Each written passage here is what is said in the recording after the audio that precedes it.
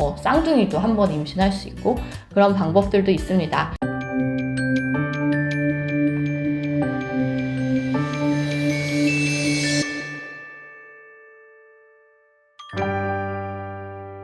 안녕하세요. 의사 언니 김지연입니다.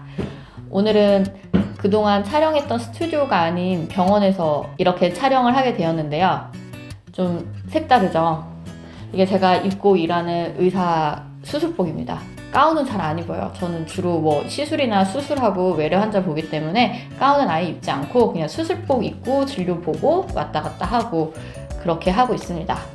오늘 제가 준비한 주제는 외래에서 가끔 환자분들이 물어보는 내용들이 있어가지고 이렇게 한번 준비를 하게 된 건데요.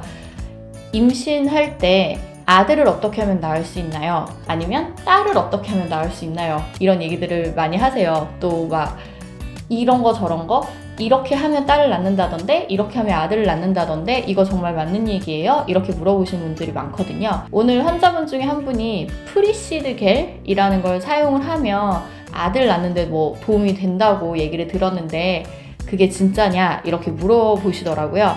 그래서 이런 영상을 또 준비하게 된 이유이기도 한데요. 인터넷에 쳐보면은요 엄청 많은 내용의 아들 낳는 법, 딸 낳는 법 이런 게 떠요.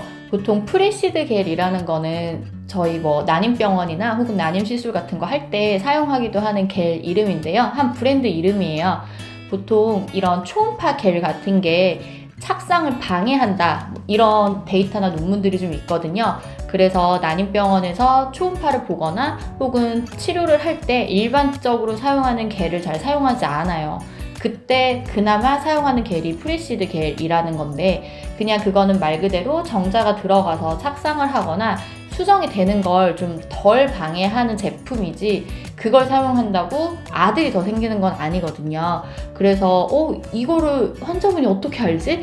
좀 신기해가지고 인터넷에 찾아봤더니 이거하고 관련된 그런 글들이 있더라고요. 하지만 임신에 악영향을 주지 않는 것 뿐이지 성별을 결정하는 데 도움을 주는 겔은 아닙니다.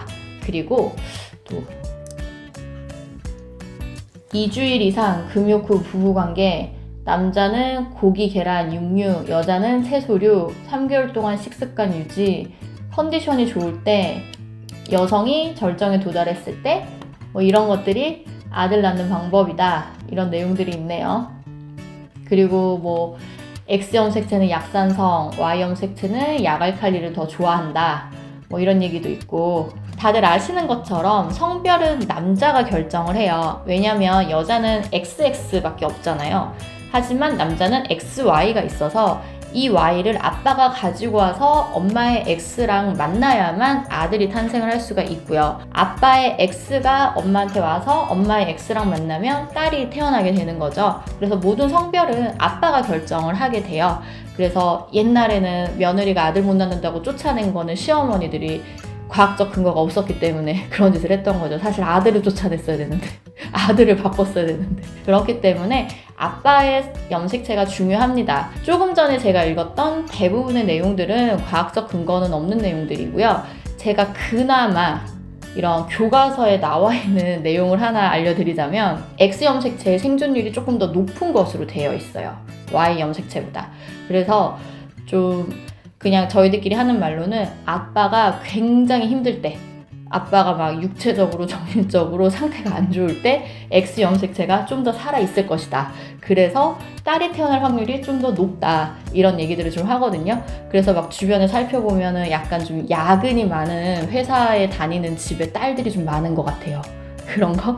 그리고 그냥 비율적으로 딸보다 아들이 조금 더 많은 것으로 되어 있거든요. 5대5가 아니에요. 태어나는 확률 자체가 아들이 조금 더 높은 것으로 되어 있기는 해요. 그냥 일반적인 확률상으로는 아들이 조금 더 태어날 확률이 높고 약간 아빠가 굉장히 피곤하거나 힘든 상태에서 임신을 하면 약간 딸이 태어날 확률이 아주 약간 높아질 수도 있다.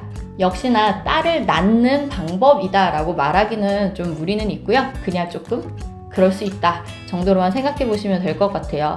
그리고 최근에는 한국에도 이런 병원들이 있던데 그런 시험관 아기를 하잖아요. 엄마의 난자를 빼고 아빠의 정자를 빼서 밖에서 체외 수정을 하면 이렇게 수정란이 만들어지죠.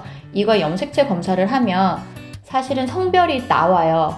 그런데 우리나라에는 이 성별을 보여주는 게 불법이에요. 그래서 환자한테 이 성별이 XX예요, XY예요 라고 환자한테 알려줄 수가 없어요. 병원에도 거기는 가려져서 염색체 결과가 날라오거든요.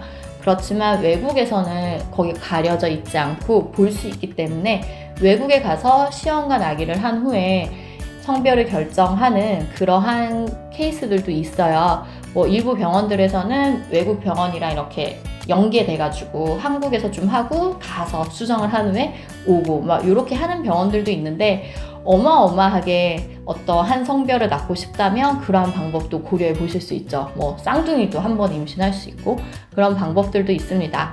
어쨌든 인터넷에서 돌거나 이런 내용들은 거의 낭설이라는 거. 어쨌든 확률이 50%잖아요. 딸 아니면 아들이니까. 그러다 보면 많은 사람들 중에 이 방법을 했을 때 아들을 낳거나 혹은 딸을 낳은 사람들이 분명히 확률적으로 거의 반이 존재하는 거잖아요. 그러다 보니까 이 방법 했더니 난 딸 낳았어, 이 방법 했더니 아들을 낳았어 라는 말들이 나올 수밖에 없는 거라고 저는 생각은 합니다. 하지만 정확한 방법은 없다는 거. 정확한 방법은 시험관 아기를 외국에서 하는 거 말고는 없습니다. 이렇게 외래 진료를 하다가 그 아이디어가 떠올라서 급하게 영상을 찍어봤습니다. 한 번씩 이런 식으로도 영상을 찍어볼 테니까요. 이렇게 댓글 부탁드릴게요. 좋다 싫다 어떤 걸 보강했으면 좋겠다 이런 의견 주시면 많이 반영하도록 해보겠습니다. 오늘도 감사합니다.